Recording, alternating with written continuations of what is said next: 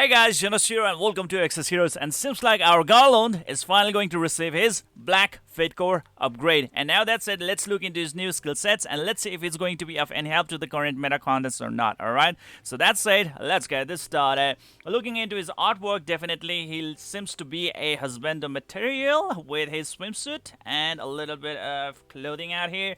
That said, notice Fate Core chance of Shadow of the Blue Waves Garland Recruit. The period's gonna start August 5th, Thursday after the maintenance, and it's gonna last until August 12th, Thursday, 1:59 to 1:21 UTC time. Alright? So, as he's a Black Fate Core unit, he's going to drop at 0.7% chance from his own banner, and you will be able to get him for free after 19 multi summons. Alright? So, that said, Fate Core ability it says.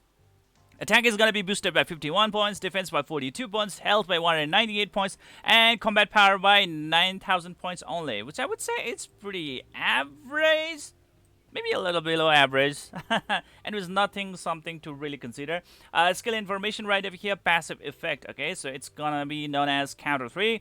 Counters upon taking damage against mana 1 mana if the target dies, against mana 1 mana if the health of the target is 70% or more, just like Raquel. It's pretty good, to dish out some extra damage against the opponents. And there's extra ways of gaining mana as well, which is definitely going to be quite helpful in order for him to execute his active skills. Next is going to be the Deception, just like before. If Hello Mark is applied on self thanks to Luna, mana burn 1 mana the target upon basic attack. So yeah, there we go, and it's just only the basic attack that is actually going to be working, not the active skill. So pretty much it's nearly useless in my opinion.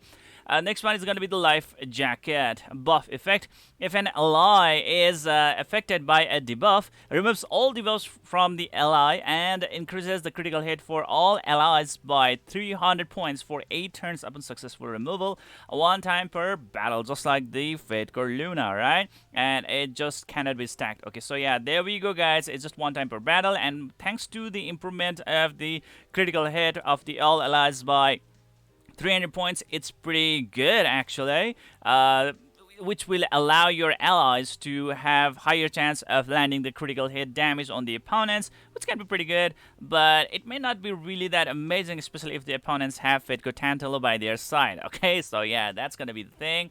Fate Core Tantala can totally counter this shit. Next is gonna be the Shadow of the Bitch. Okay, now, here we go. It's pretty unique to him, it seems. A buff effect. Heals for 100% of own maximum health, and then increases own maximum health by 30% upon reviving 1 time per battle. So he definitely actually goes with the Hello Mark, okay? So whenever his Hello Mark is gonna get removed, right, he is actually gonna get revived, and upon getting revived, he's not only just gonna, gonna revive with some few amount of HP, he's actually gonna heal 100% of his own maximum health, just like the gold Fate Core Rara. So it's pretty great in my opinion, and increases on maximum health by 30% as well, which is actually going to make him even a little bit more tankier, right? But it can only be used like 1 time per battle. So is it really amazing? I would say as a sustainary, or let's say as a support stuff, it's pretty good, but not something that I would say like game changing. Okay, it's not something really that game changing out there, and definitely it can be quite helpful in order to make sure that you remain alive even after taking these signature force damage, because usually that is the case when it actually triggers after you have died, right? And then you revive and the signature force damage is still gonna affect you. At that time, it might actually allow him to stay alive even after receiving the signature force damage after he has been fatally wounded. So that can be quite helpful out here as well. Now, all it now comes to his active skills. Is his active skill really that amazing for all this, support type passive skills to actually make some sense? Let's look into this right over here. Shadow Break Water Bomb, it says. Active skill number 1, requires mana only 1 mana, so that means it's quite easily spammable, alright? Effect. All deals 102% damage to all the enemies. Okay, and special deals 50% of own current health as additional damage to the target if there is a living ally with the Hello Mark. Okay, now there we go, guys. There are now so many units out there that can definitely improve his current health. Like, let's say we have got Fedco Garf, especially when we are talking about the gold Fedco Radley, it definitely can boost the HP by a massive proportion. Okay, so yeah, there we go. And with so many other boosters, I mean, like so many other hero units out there who can actually boost the HP of this particular unit, definitely it can actually deal even more damage to the opponents because it says its own current health. So depending upon like how you are actually gonna utilize, how you are actually going to stack up the buff of the HP increase or HP boost, he definitely could actually deal some really great damage even if this skill only requires 1 mana and it's AoE damage. So definitely Signature Force damage is not going to be a very huge factor in here, right over here, guys. But still, the damage can be quite amazing, provided that you can support him with really good health boost. Okay. Now that said, active skill number 2, it says it's to require 4 mana and it's a burst effect, meaning like any kind of extra mana that he has is definitely going to use all those extra mana into it so that he can deal even more heavy damage to the opponents, right? And the name of the skill is known as the Tidal effect. It targets all the targets, deals 255% damage to all the enemies, which I would say is pretty decent. And there's a special effect as well, deals 50% of own current health as the additional damage to the target if there is a living ally with the hello mark.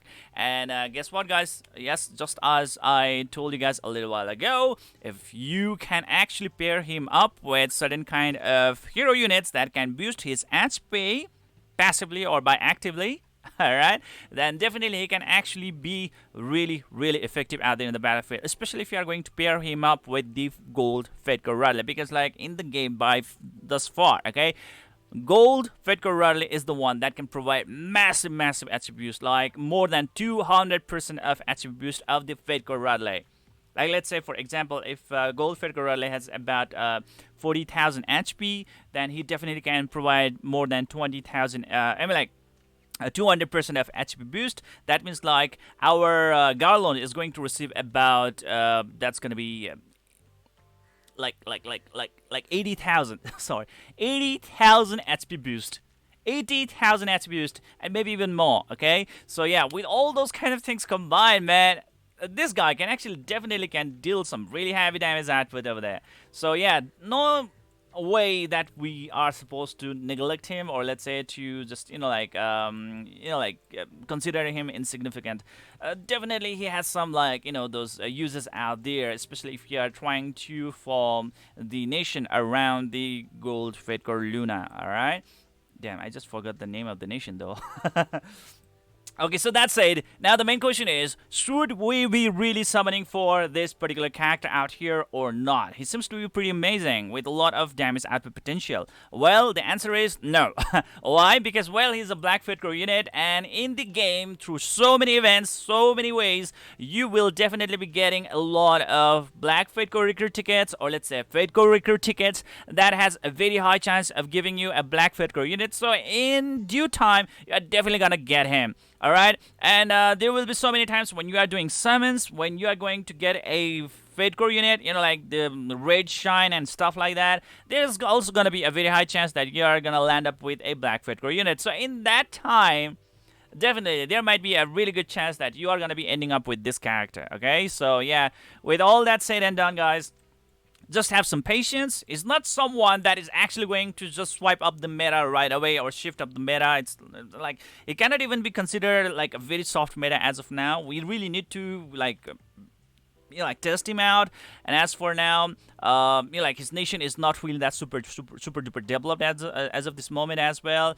And we are still waiting for a really good core memory, a functional core memory to support him as well at the same time. So all those things kind of combine and analyzed. Not someone that you would really want to spend your stress on as of this moment. First, let's see like how the experts are actually gonna be going to use him, and then like what are gonna be their feedbacks, because in paper it seems to be pretty great, but when it comes to the damage itself, like how much of his damage is gonna get mitigated, what's gonna be the final damage that he's gonna be doing, is this gonna be something that's gonna be changing the game, we are gonna be analyzing that a little bit later. But anyways, that's it and done. As a black Fedco unit, there is no need for you guys to summon him right away. You can just take your time and you will be getting him eventually one way or another. That's it. The next one is going to be the exclusive weapon. Should you be really getting for this? Well, I've always said it. If it's not the mythical hero unit, never ever get the exclusive weapon for any kind of character out there unless you are a whale. Okay, if you're a whale, that's different case scenario. And if you're a free-to-play player, then well, fated weapon is not much different than compared to the exclusive weapon fasting. All right, and exclusive weapon really takes a lot of sass, a lot of investment for you guys to get them, and like the sass. Okay, so that said, if you are kind of lucky, like with the summonings from the Relic of Dragon Dynasty from the Holy Dragon Grounds, you will eventually end up getting it one way or another. Okay, it's just a matter of time.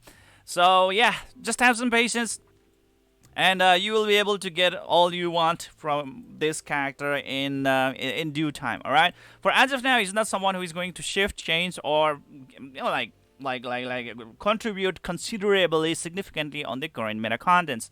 So that said, yeah, there we go, guys.